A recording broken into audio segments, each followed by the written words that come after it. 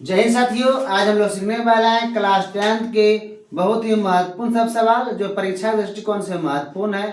यदि आप इस बार बिहार बोर्ड की तैयारी कर रहे हैं तो यह वीडियो आपके लिए है। चलिए देखते हैं आज का जो महत्वपूर्ण सवाल है, ये बहुत ही महत्वपूर्ण है। इस ढंग का जो प्रश्न अक्सर आता है परीक्षा में। प्रश्न है, सिद्ध करें कि 1/√2 एक अपरिमेय संख्या है। बहुत ही आसान प्रश्न है। चलिए कैसे बनता है देखिए, यहाँ पर लिखिएगा। यहाँ पर यदि संभव हो तो मान लें कि 1/√2 एक परिमेय संख्या है। करना क्या है, सिर्फ यहाँ पर अपरिमेय संख्या सिद्ध करने बोला जा रहा है, तो आपको क्या मान लेना है, परिमेय मान लेना। परिमेय की क्या परिभाषा है कि जिस संख्या को हम p/q के रूप में लिख सकते हैं उसे परिमेय संख्या कहते हैं, जहाँ p और q पूर्णांक है, q का मान 0 नहीं होता है। समझे बात को? इसलिए यहाँ पर लिखिएगा 1/√2 बराबर p/q, जहाँ q does not equal to 0 और p और q क्या होता है, पूर्णांक होता है। अब देखिए हर का परिमेयकरण कर दीजिए। 1/√2 है ना, इसमें √2 से गुना कर दीजिए, √2 से भाग दीजिए, p क्या q हो गया। 1 गुना √2 क्या हुआ, √2 हो गया। √2 गुना √2 क्या हो गया, 2 हो गया, बराबर p/q। अब देखिए √2/2 है, 2 यहाँ बटे में इधर आके गुना में बदल जाएगा, तो √2 बराबर 2 गुना p/q। ठीक है, तो देखिए p/q परिमेय संख्या है और 2 भी क्या है, परिमेय संख्या है। परिमेय गुना परिमेय होता है और √2 क्या होता है, अपरिमेय। इधर लिखेगा अपरिमेय बराबर परिमेय, अपरिमेय बराबर परिमेय। यहाँ पर लिख दीजिएगा, चूंकि p/q एक परिमेय संख्या है।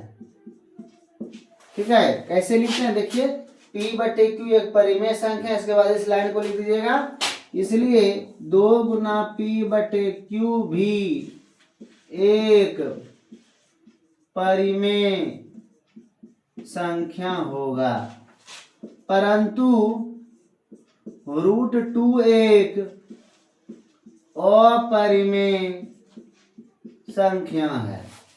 चूंकि अपरिमेय बराबर परिमेय, जो कभी भी संभव नहीं है, अतः हमारी मान्यता गलत हुई। इसलिए 1/√2 एक अपरिमेय संख्या है। प्रूव्ड हो गया।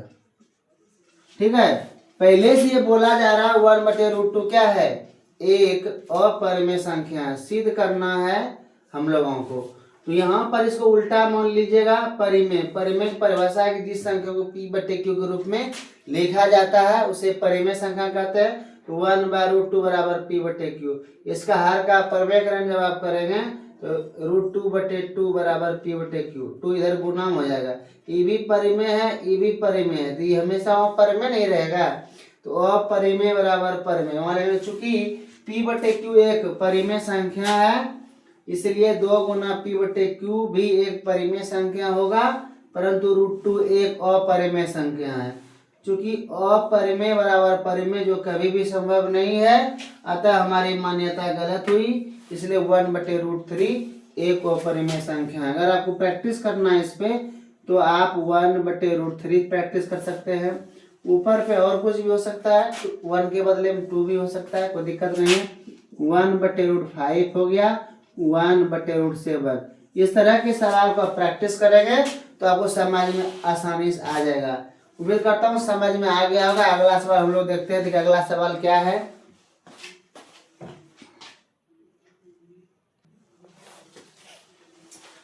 अगला सवाल है, सिद्ध करें कि 7/5 एक अपरिमेय संख्या है। ये भी इम्पोर्टेंट है, ये है क्योंकि इस तरह का प्रश्न पूछा जाता है। चलिए देखते हैं इसको बना के। हल में लिखिएगा, यहाँ सिद्ध क्या करना है आपको, अपरिमेय, तो इसका विपरीत मान लेना है परिमेय। ठीक है, यदि संभव हो तो मान लें कि 7√5 एक परिमेय संख्या है। ठीक है, परिमेय संख्या है, इसलिए लिखिएगा 7√5 बराबर P/Q, जहां Q does not equal to 0, यानी इसको परिमेय संख्या के बराबर मान लिए। अब देखिए क्या करेंगे, यहाँ पर परिमेय और अपरिमेय को अलग अलग करना है। ठीक है, देखिए √5 बराबर, यहाँ देखिए 7 गुना में है, इधर भाग में बदल जाएगा। ठीक है, तो √5 बराबर P/7Q, तो यहाँ देखिए √5 क्या है, अपरिमेय है,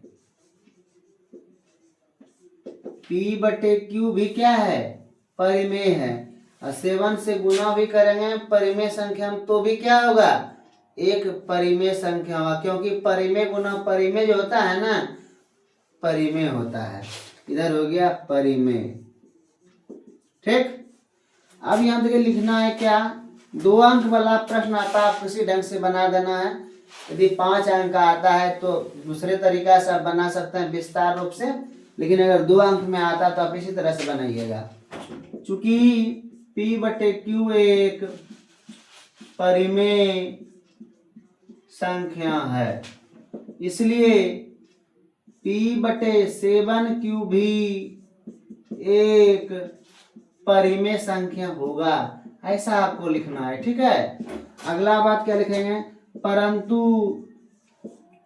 √5 एक अपरिमेय संख्या है, चूंकि अपरिमेय बराबर परिमेय जो कभी भी संभव नहीं है, अतः हमारी मान्यता गलत हुई। इसलिए 7√5 एक अपरिमेय संख्या है, यह हो गया प्रूव्ड, अपरिमेय संख्या है। ठीक है, अगर आप इस ढंग के सवाल को प्रैक्टिस करेंगे, जिससे दे देते हैं 3√2 हो गया, इसको आप देख लीजिएगा, 5√3 हो गया। इस ढंग के प्रश्न को अगर आप दोहरा लेते तो आपका और प्रैक्टिस हो जाएगा। उम्मीद करता हूँ समझ में आ गया होगा, इसमें कुछ है नहीं, ये 2 अंक में आता है और बहुत ही महत्वपूर्ण है, इसको देखिएगा। अगला सवाल हम लोग देखते हैं। देखिए क्या अगला सवाल है, देखिए यह बहुत ही महत्वपूर्ण सवाल है, यह 2 अंक वाला प्रश्न है और अक्सर परीक्षा में पूछा जाता है। देखिए यहाँ पर 1 + sec a/sec a बराबर sin² a/1 - cos a। देखिए हम अलग अलग सवाल आपको इसलिए बताते हैं कि एक वीडियो अगर आप देखते हैं तो कई चैप्टर का रिवीजन हो जाता है। चलिए देखते हैं इसमें, यह आपका हुआ LHS और ये वाला हुआ आपका RHS। कोई दिक्कत, तो या तो आप LHS बराबर RHS कर दें, या RHS बराबर आप या क्या कर दें LHS। ठीक है, कोई भी कर सकते हैं आप। तो हम लोग चलते हैं इधर से, LHS बराबर 1 + sec a/sec a। तो यहाँ पर देखिए ऊपर 1 + sec a है और बटे में है sec a, तो अलग अलग कर देते हैं यहाँ पर। तो sec a + sec a/sec a, जब sec a का एलसीएम आप लेंगे तो यह होगा, ऊपर 1 + sec a होगा। इवला अपने आप कटा देते हैं। 1/sec a का फॉर्मूला ही होता है cos a, प्लस क्या हो गया 1 हो गया। अब देखिए इसको 1 प्लस आपको लिखना है cos a, cos a + 1 है, इसको लिख सकते हैं 1 + cos a। अगला कार्यक्रम ये क्या है कि हम 1 + cos a है ना, 1 - cos a से गुना कर दीजिए, 1 माइनस कॉस ए से आपको भाग दे देना है। यहाँ आप देख रहे हैं बटे में क्या है, 1 माइनस कॉस ए है, तो बटे में दे दिए। अब ऊपर एक बात समझिए आप, a plus B into A minus B, formula हम लोग जानते हैं कि a plus B into A minus B बराबर होता है A square minus B square, होता है ना।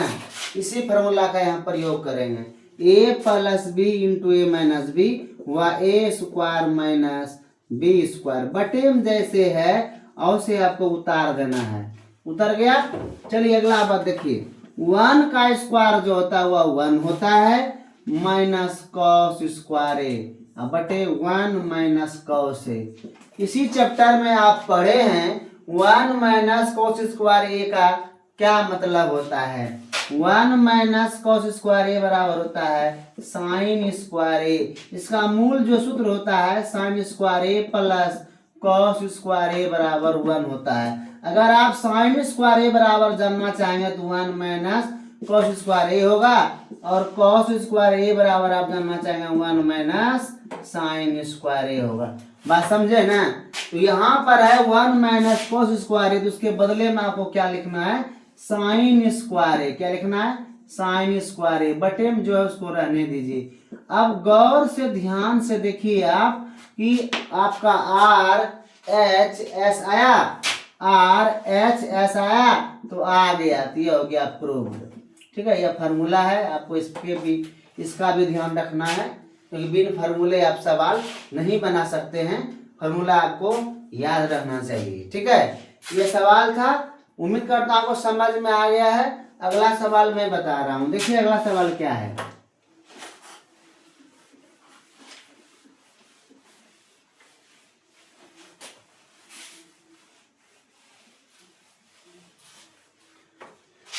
देखिए आज का चौथा सवाल जो यह भी महत्वपूर्ण है, इस तरह का प्रश्न पूछा जाता है।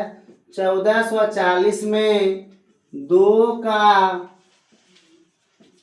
अधिकतम घात क्या होगा। ठीक है, कैसे बनाएंगे इसको, बहुत ही आसान है, आप जानते हैं। इस तरह से बनाने के लिए 2 से इसको कटाइएगा, 2 सत्ते 14 हुआ, 2 दूना 4 0, 700 कितना हो गया, 20 हो गया। फिर इसको 2 से कटाइएगा, 2 तिया 6, 2 6 के 12, 0 हो गया। फिर कटाइएगा 2 से 180 बार में कटा, फिर 2 से कटाएंगे तो 90 बार में कटेगा, फिर 2 से कटाएंगे तो 45 बार में कटेगा, फिर 3 से 15 बार में कटेगा, फिर 3 से 3 पचे 15 कटा। 1440 बराबर आप लिखेंगे 2 गुना 2 गुना 2 गुना 2 गुना 2। देखिए 1 2 3 4 5, यानी 2 का गुणनफल कितना बार लिखेंगे, 2 का 5 बार लिखेंगे। 3 कितना बार लिखेंगे, 2 बार लिखेंगे। 5 कितना बार लिखेंगे, 1 बार लिखेंगे। तो जो जितना बार होता है ना उसका पावर उतना होता है। इसका पावर हो गया 5, इसका पावर हो गया 2, इसका पावर हो गया 1। यहाँ पूछा क्या जा रहा है, 1440 में 2 का अधिकतम घात, यह नहीं पूछा जा रहा है। तो यहाँ लिखेंगे क्योंकि 1440 में 2 का अधिकतम घात बराबर क्या हो जाएगा, 5 हो जाएगा ना। 2 का पावर कितना है, 5 है। अगर 3 का अधिकतम घात पूछा जाता है तो 2 होता, 5 का अगर पूछा जाता तो 1 होता।